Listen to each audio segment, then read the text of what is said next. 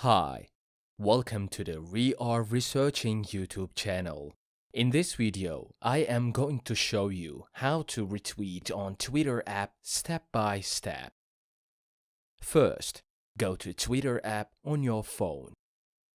Here is the home page where you can see different tweets of the people you followed. You can see different posts by scrolling down. Pick a tweet you want to retweet. Then tap on the retweet icon marked with red at the bottom of the tweet.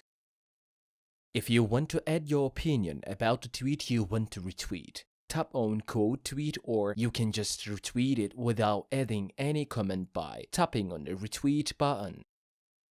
Thus, the process of retweeting tweets on Twitter app has been completed.